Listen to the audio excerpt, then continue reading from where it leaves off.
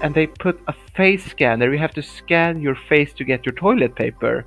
Does this machine calculate how much paper I need?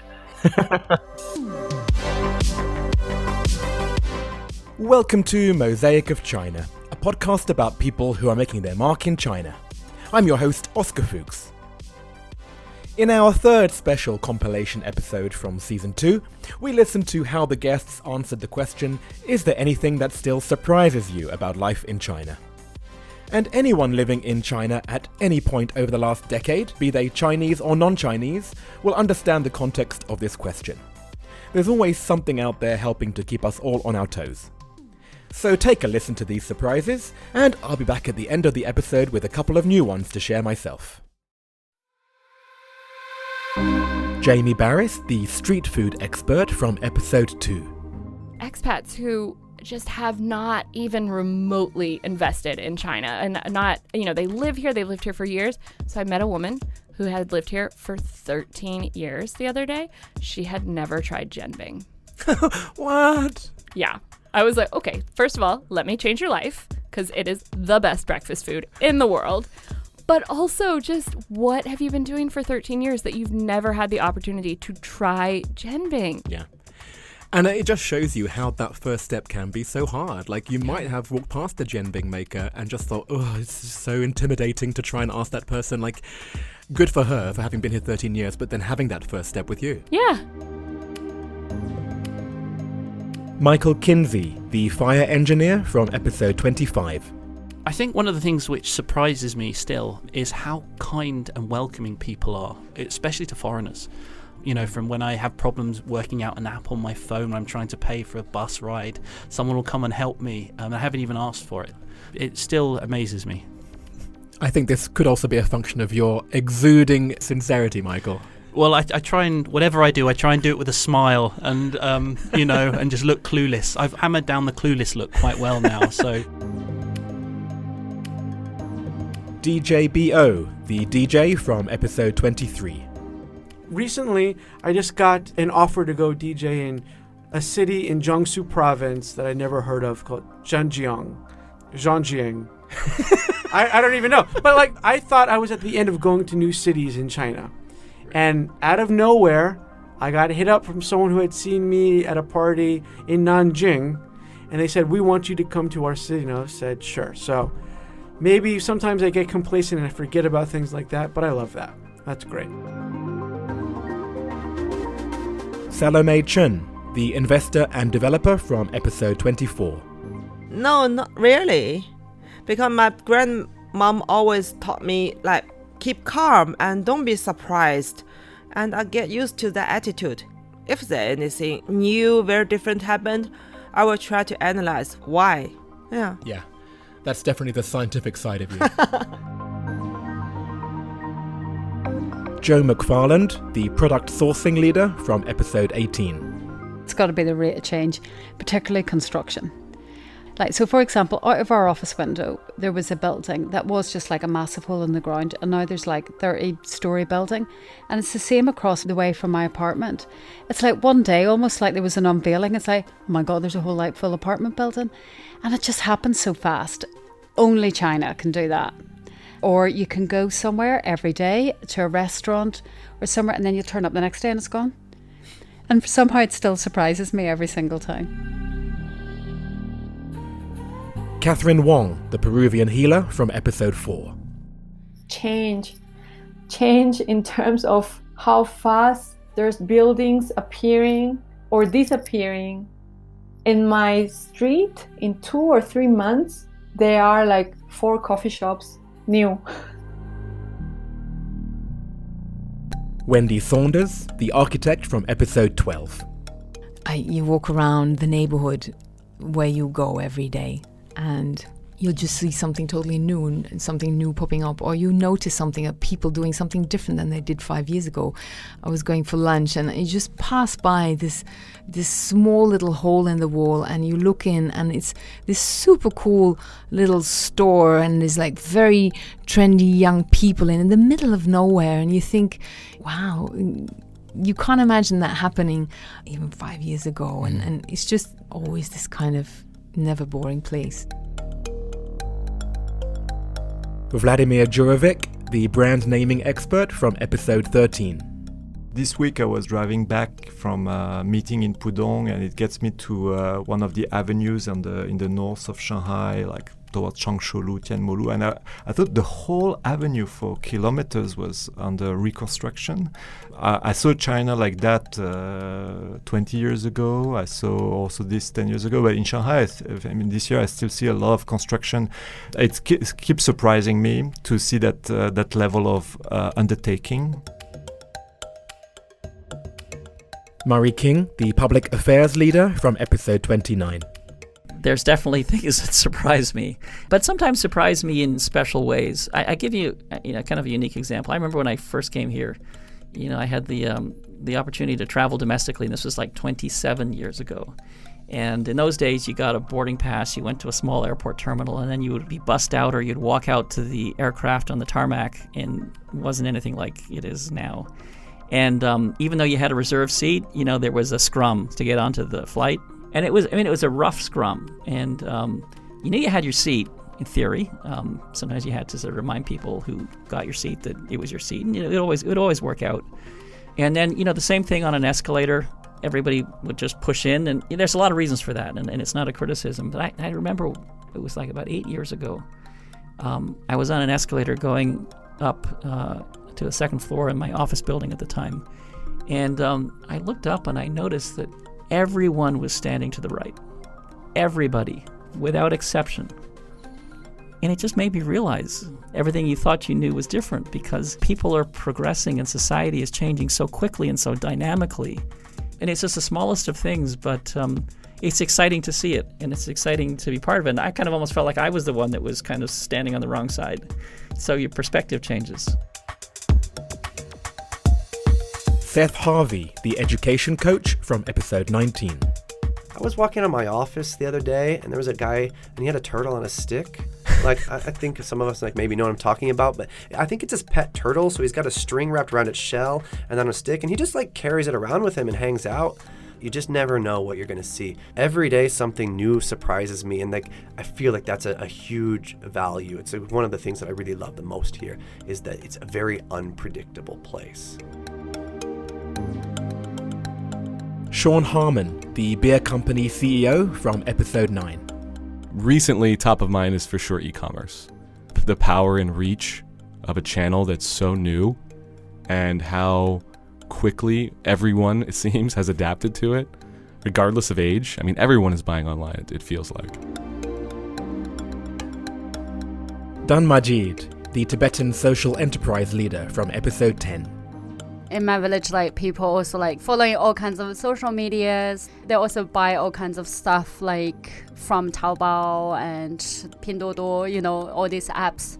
And the quality delivery person would send to us, to our sole production space, because that is more convenient for them rather just go each household, because in nomadic area, they all live far away from each other, right? Right. So our place become a collection area. So sometimes the families would ask us to bring to them, bring my parcel.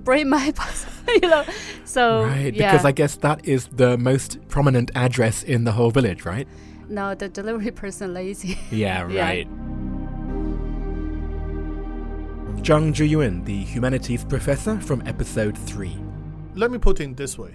Using university education, we know that for the past 20 years, Chinese universities are forcing university lecturers and workers to publish academic papers or journal articles.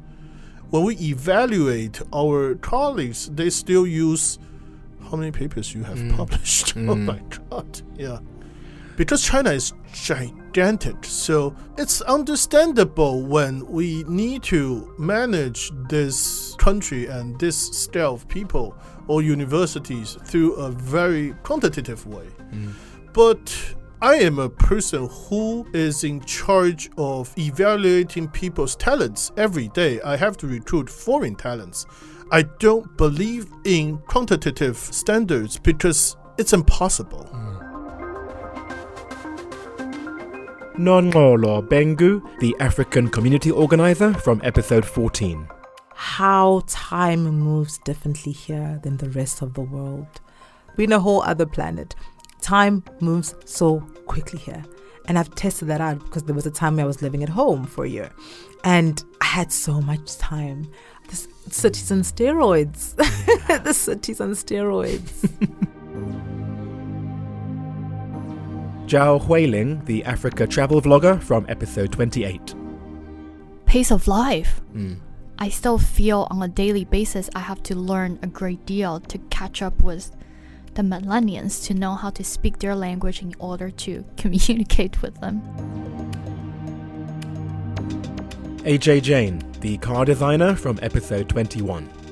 I just came back from Beijing Motor Show, and this new cult of journalists are all people with rigs around themselves holding cameras and filming themselves next to cars.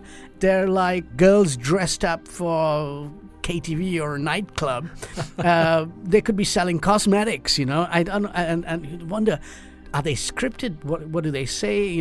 So it just, everything in every respect felt out of context of the rest of the world. Casey Hall, the fashion journalist from episode 22. I'm going to answer this in a little bit of a less lighthearted way. I think that for my husband and I, who have been here for such a long time, one of the things that we would say has been a surprise over the entire time we've been here is that we don't have that many close Chinese friends. And we have some, and some wonderful, wonderful friends. But there is still a difficulty, I think, with forming widespread, meaningful relationships between foreigners and Chinese people. My communication skills are quite good. I can speak Chinese quite well. I feel like it's not a language barrier. It is much more of a cultural barrier that is difficult to overcome. I guess I thought that over time it would become easier, but in many ways it doesn't. Like, it's easy to have a lot of acquaintances, but a kind of more deeper level relationship with Chinese people we found really hard to execute. Yes, I agree with you. I think there are a number of reasons for that. I think Shanghai being a big, imposing city is one of those reasons.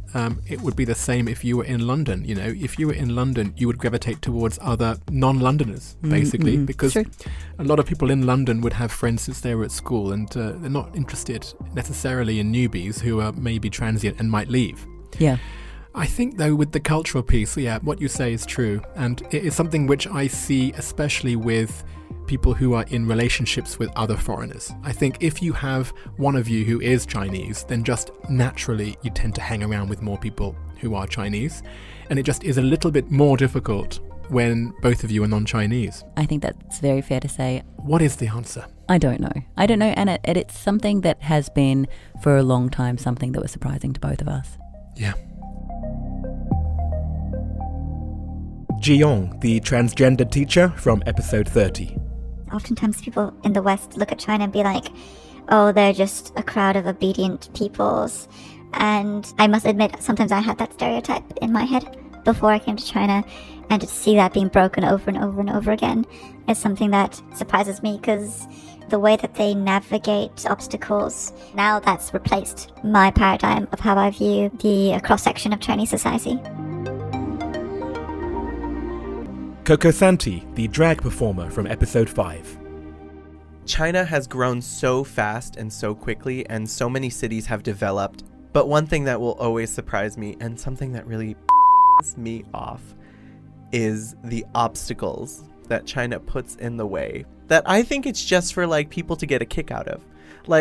The only entrance into the metro is you have to walk all the way down here, and we could open this stall up, but we're not going to do that. They're just minute little things that just it's not necessary. Michelle Chu, the improvisational comedian from episode 20. You can borrow an umbrella in the metro station. Oh, how does that work? So you scan it, you take the umbrella. Yeah, and you take the umbrella in 24 hours. You can give it back in any metro station.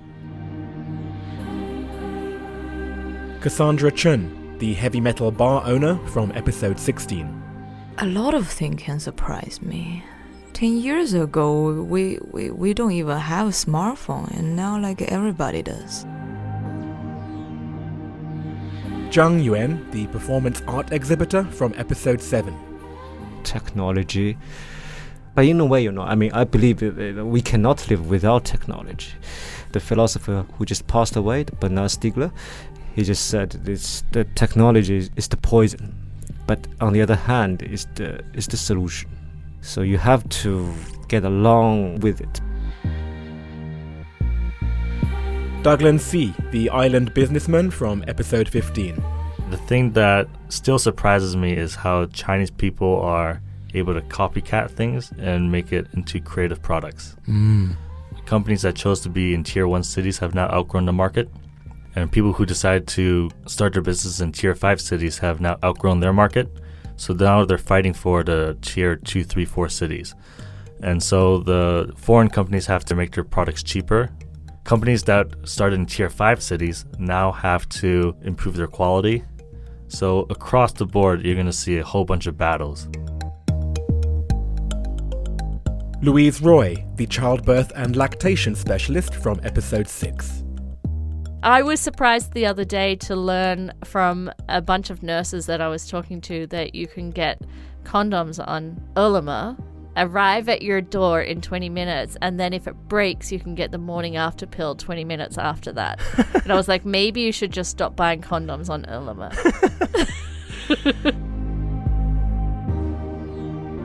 Alex Shoer, the clean energy entrepreneur from episode 11. How a city of almost 30 million people can feel like a village or even a college campus at times. Something about the neighborhoods of Shanghai and the districts of Shanghai and how contained they feel, how little you really need to leave your neighborhood. You have healthcare, you have food, you have social activities, you have exercise, you have friends, you have parks, and this walkability. Stefan Wiemer, the head of consumer insights at L'Oreal from episode 1. Every day, all the time, because when I think I've finally figured out why or what this means, that's exactly when the cards turn and I realize I don't know. So I'm every day constantly amazed and reminded. Björn Dahlman, the Swedish clown from episode 17. So I do Kung Fu in People's Park, and I just remember going to the public bathroom there, and they put a face scanner. You have to scan your face to get your toilet paper. I understand the logics of it, because I hear people just take toilet paper and they bring back home to save money. But it's so bizarre. It's so many steps that's like, could this have been done in another way? No, they put face scanner for toilet paper. Does this machine calculate how much paper I need? Because it sees my chubby Western face, and it gives me a lot. Giovanna Zhang, the handicrafts designer from episode 8.